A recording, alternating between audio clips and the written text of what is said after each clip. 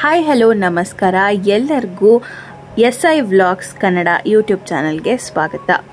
ನಾನು ಇವತ್ತು ಮೊದಲನೇದಾಗಿ ನನ್ನ ಚಾನಲ್ನ ಓಪನಿಂಗಿಗೆ ದಾಂಡೇಲಿಗೆ ಹೋಗಿರೋವಂಥ ಟ್ರಿಪ್ನ ನಿಮ್ಮೆಲ್ಲರ ಜೊತೆಗೂ ಶೇರ್ ಮಾಡ್ಕೋತಾ ಇದ್ದೀನಿ. ಇಲ್ಲಿ ನಾವು ಸೆಲೆಕ್ಟ್ ಮಾಡ್ಕೊಂಡಿರೋಂಥ ಹೋಮ್ ಸ್ಟೇ ಬಂದು ವೈಲ್ಡ್ ಫ್ಲವರ್ ಹೋಮ್ ಸ್ಟೇ ಅಂತ ತುಂಬಾ ಬಜೆಟ್ ಫ್ರೆಂಡ್ಲಿ ಹೋಮ್ ಸ್ಟೇ ಇದು. ಹಾಗೆ ಎನ್ವೈರ್ನ್ಮೆಂಟ್ ಕೂಡ ತುಂಬ ಚೆನ್ನಾಗಿದೆ.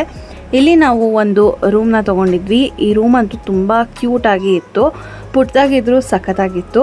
ಇಲ್ಲಿ ನನ್ನ ಮಗ ಆಟ ಆಡ್ಕೊಂಡು ಕೂತ್ಕೊಂಡಿದ್ದಾನೆ.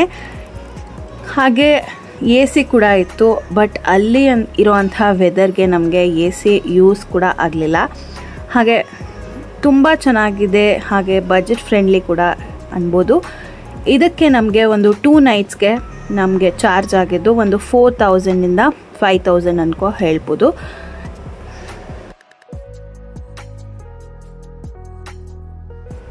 ಈ ದಾಂಡೇಲಿಗೆ ಹೋಗಿದ ತಕ್ಷಣ ನಾವು ಮೊದಲನೇದಾಗಿ ಮಾಡಿರೋವಂಥ ಕೆಲಸನೇ ಅಲ್ಲಿ ಹೋಗಿದ ತಕ್ಷಣ ಒಂದು ಸ್ಕೂಟಿನ ರೆಂಟ್ಗೆ ತೊಗೊಂಡ್ವಿ.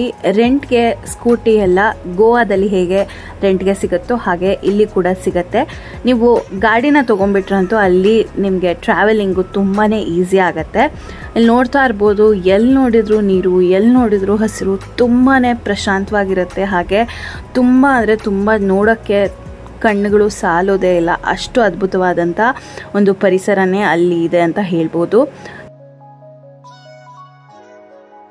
ಈ ದಾಂಡೇಲಿಗೆ ಹೋಗ್ತಿದ್ದಾಗೆ ನಾವು ಮೊದಲನೇ ಹೋಗಿರೋವಂಥ ಜಾಗನೇ ಈ ಮೌಲಂಗಿ ಪಾರ್ಕು. ಈ ಮೌಲಂಗಿ ಪಾರ್ಕು ಒಂದು ಎಕೋ ಪಾರ್ಕ್ ಆಗಿದೆ. ಇಲ್ಲಿ ತುಂಬಾ ಚೆನ್ನಾಗಿರುವಂಥ ವೈಬ್ ಸಿಗುತ್ತೆ ನೀವು ಹೋಗ್ತಿದ್ದಾಗೆ.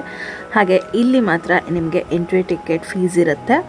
ನಾವು ಹೀಗೆ ಎಂಟ್ರಿ ಟಿಕೆಟ್ ಫೀಸ್ನ ತೊಗೊಂಡ್ಬಿಟ್ಟು ನನ್ನ ಹಸ್ಬೆಂಡ್ ಇಲ್ಲಿ ನನ್ನ ಮಗನ ಕರ್ಕೊಂಡು ಹೋಗ್ತಾ ಇದ್ದಾರೆ. ನನ್ನ ಮಗ ಅಂತೂ ಮಲ್ಕೊಂಡ್ಬಿಟ್ಟಿದ್ದ, ಅವನಿಗೆ ಫುಲ್ ನಿದ್ದೆ ಬಂದು ಹೋಗ್ಬಿಟ್ಟಿತ್ತು. ಸೊ ಹಾಗೆ ಇಲ್ಲಿ ಎಲ್ಲ ತುಂಬಾ ಗ್ರೀನರಿ ಆಗಿದೆ. ಹಾಗೆ ಇಲ್ಲಿ ಕಬ್ಬಿನ ಹಾಲು ಕೂಡ ಸಿಗುತ್ತೆ. ಸೊ ಇದರಲ್ಲಿ ಏನು ವಿಶೇಷತೆ ಅಂದರೆ ಇದು ಒಂದು ನೇಚರ್ ವಾಕಿಂಗ್ ಪಾರ್ಕ್ ಅಂತಲೇ ಹೇಳ್ಬೋದು. ನೀವು ವಾಕ್ನ ಮಾಡೋದಕ್ಕೆ ಬಯಸ್ತೀರಾ ಅಂತಂದರೆ ನೇಚರಲ್ಲಿ ಸೊ ಸಕ್ಕತ್ತಾಗಿರೋವಂಥ ಜಾಗ ಇದೆ.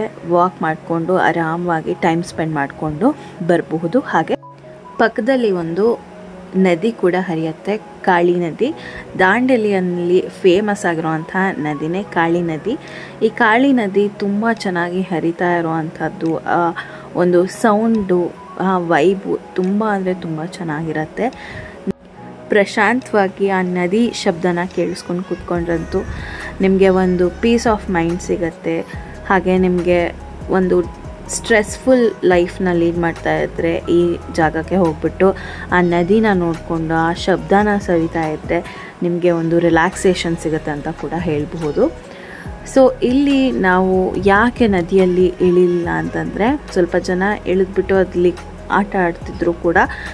ಆ ಟೈಮಲ್ಲಿ ನಾವು ಹೋಗಿರೋವಂಥ ಟೈಮ್ನಲ್ಲಿ ಡ್ಯಾಮಲ್ಲಿರುವಂಥ ನೀರನ್ನ ನದಿಗೆ ಬಿಡ್ತಾಯಿದ್ರು. ಹಾಗಾಗಿ ನಾವು ಅಲ್ಲಿಗೆ ಹೋಗೋದಕ್ಕೆ ಅವಾಯ್ಡ್ ಮಾಡಿದ್ವಿ ಮಗು ಇರೋದ್ರಿಂದ. ಸೊ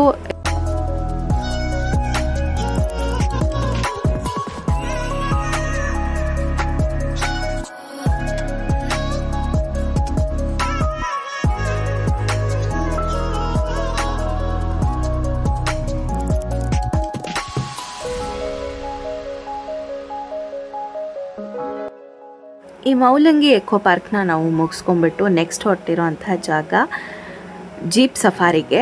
ಜೀಪ್ ಸಫಾರಿ ಈ ದಾಂಡೇಲಿಗೆ ಬಂದ್ರಂತೂ ಮಿಸ್ ಮಾಡ್ಕೊಳ್ಳೇಬೇಡಿ. ತುಂಬ ಚೆನ್ನಾಗಿರುತ್ತೆ. ನಿಮಗೆ ಪ್ರಾಣಿಗಳು ಸಿಗುತ್ತೋ ಬಿಡುತ್ತೋ ಗೊತ್ತಿಲ್ಲ, ಬಟ್ ಎಕ್ಸ್ಪೀರಿಯನ್ಸ್ ಅಂತೂ ತುಂಬ ಅದ್ಭುತವಾಗಿರುತ್ತೆ. ಇಲ್ಲಿ ನೋಡ್ತಾ ಇರ್ಬೋದು, ಆ ಕಡೆ ನೋಡಿದ್ರು ಕಾಡು, ಈ ಕಡೆ ನೋಡಿದ್ರು ಕಾಡು. ಮೇಯ್ನ್ ರೋಡಿಂದ ನಿಮಗೆ ಜೀಪ್ ಸಫಾರಿಗೆ ಹೋಗುವಂಥ ಜಾಗಕ್ಕೆ ಸುಮಾರು 9ರಿಂದ 10 ಕಿಲೋಮೀಟ್ರಷ್ಟು ನಿಮಗೆ ದೂರ ಫಾರೆಸ್ಟ್ ರೀತಿಯಲ್ಲಿ ಇದೆ. ಸೊ ಆ ರೋಡಲ್ಲಿ ನೀವು ತುಂಬಾ ಚೆನ್ನಾಗಿ ಎಂಜಾಯ್ ಮಾಡಿಕೊಂಡು ನೇಚರ್ನ ಹೋಗ್ಬೋದು. ಬಟ್ ಎಲ್ಲೋ ಒಂದು ಕಡೆ ಭಯ ಕೂಡ ಆಗ್ತಾ ಇರತ್ತೆ. ನೀವು ಈ ರೀತಿ ರೆಂಟ್ಗೆ ಗಾಡಿನ ತೊಗೊಂಡು ಹೋದ್ರಂತೂ ನಿಮಗೆ ತುಂಬ ಚೆನ್ನಾಗಿ ಈ ನೇಚರ್ನ ಎಂಜಾಯ್ ಮಾಡ್ಬೋದು ಅಂತಲೇ ಹೇಳ್ಬೋದು. ಬಟ್ ಈ ಟೈಮಲ್ಲಿ ನಮಗೆ ಮಳೇಲಿ ಸಿಕ್ಕಾಕೊಂಡ್ಬಿಟ್ವಿ. ಮಳೇಲಿ ಸಿಕ್ಕಾಕೊಂಡಿರೋ ಕಾರಣ ನಾವು ನೆಕ್ಸ್ಟ್ ಡೇ ಒಂದು 6:30 ಹೊತ್ತಿಗೆ ಈ ಜೀಪ್ ಸಫಾರಿಗೆ ಬಂದ್ವಿ. ಇಲ್ಲಿ ನೋಡ್ತಾ ಇರ್ಬೋದು, ಅಲ್ಲಿ ತುಂಬ ಚೆನ್ನಾಗಿರುವಂಥ ಅದ್ಭುತವಾಗಿರುವಂಥ ನಮಗೆ ಜಿಂಕೆಗಳು ಕಾಣಿಸೋದು. ಜಿಂಕೆಗಳನ್ನ ನೋಡಿಕೊಂಡು ಹಾಗೆ ಮುಂದಕ್ಕೆ ಹೋಗ್ತಾನೇ ಇದ್ವಿ.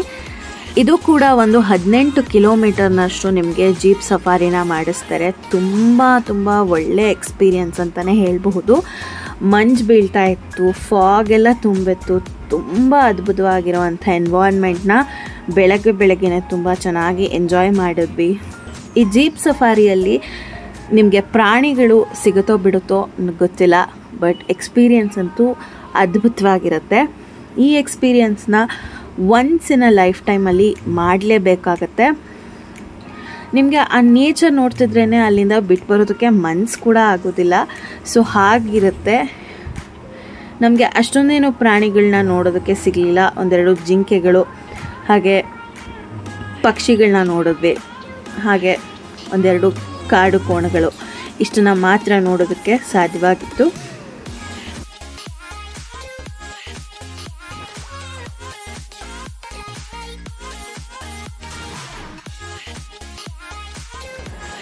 ಹೀಗೆ ಬೆಳಗ್ಗೆ ಜೀಪ್ ಸಫಾರಿನ ಮುಗಿಸ್ಕೊಂಡ್ವಿ. ಜೀಪ್ ಸಫಾರಿ ಮುಗಿಸ್ಕೊಂಡಿದ್ದು ದಿನವೇ ನಾವು ಸಂಜೆ ರಿವರ್ ರಾಫ್ಟಿಂಗಿಗೆ ಅಂತ ಹೋದ್ವಿ. ರಿವರ್ ರಾಫ್ಟಿಂಗಲ್ಲಿ ಒಂದು ರೂಲ್ ಇದೆ, ಪುಟ್ಟ ಮಕ್ಕಳನ್ನ ಈ ರಿವರ್ ರಾಫ್ಟಿಂಗಿಗೆ ಅಥವಾ ಒಂದು ಬೋಟಿಂಗಿಗೂ ಕೂಡ ಇಲ್ಲಿ ಬಿಡೋದಿಲ್ಲ. ಹಾಗಾಗಿ ನಾನು ನೋಡ್ಕೋಬೇಕಾಗಿತ್ತು, ಇಲ್ಲ ಅಂತಂದರೆ ನನ್ನ ಹಸ್ಬೆಂಡ್ ನೋಡ್ಕೋಬೇಕಾಗಿತ್ತು. ಸೊ ಡಿಸೈಡ್ ಮಾಡಿಬಿಟ್ಟು ಒಬ್ಬೊಬ್ಬರೇ ಏನು ಹೋಗೋದು ತುಂಬ ಚೆನ್ನಾಗಿರೋದಿಲ್ಲ. ಒಬ್ಬರೊಬ್ಬರೇ ಹೋಗಿ ಏನು ನಮ್ಗೆ ಅಷ್ಟೊಂದು ಇಷ್ಟ ಆಗೋದಿಲ್ಲ ಒಬ್ಬೊಬ್ಬರೇ ಹೋಗಿ ಅಂತ. ನಾವು ಇಬ್ಬರು ಕೂಡ ಅಲ್ಲೇ ಉಳ್ಕೊಂಡ್ವಿ. ಬಟ್ ಇಲ್ಲಿ ಅಂತೂ ಆ ಕಾಳಿ ನದಿಗೂ ಅಲ್ಲಿರೋ ಅಂಥ ಬೆಟ್ಟ ಗುಡ್ಡಗಳಿಗೂ ತುಂಬ ಒಳ್ಳೆಯಂತಹ ಎಕ್ಸ್ಪೀರಿಯೆನ್ಸು. ಬಟ್ ರಿವರ್ ರಾಫ್ಟಿಂಗು ಅಥವಾ ನೀವು ಬೋಟಿಂಗ್ ಹೋದರೂ ಕೂಡ ಇಲ್ಲಿ ನೋಡ್ತಾ ಇರ್ಬೋದು, ಅಲ್ಲಿರೋ ಅಂಥ ಅಂದ ಚಂದನ ಸವಿದೆ ಹೊರಗಡೆ ಬರೋದಕ್ಕೆ ಸಾಧ್ಯನೇ ಇಲ್ಲ. ಬಟ್ ಒಂದು ಸತಿನಾದರೂ ನೀವಾದರೂ ಹೋದರೆ ದಾಂಡೇಲಿಗೆ ಈ ರಿವರ್ ರಾಫ್ಟಿಂಗ್ನ ಮಿಸ್ ಮಾಡಲೇಬೇಡಿ. ಹಾಗೆ ಇಲ್ಲಿ ಜಿಪ್ಲೈನ್ ಕೂಡ ಇದೆ.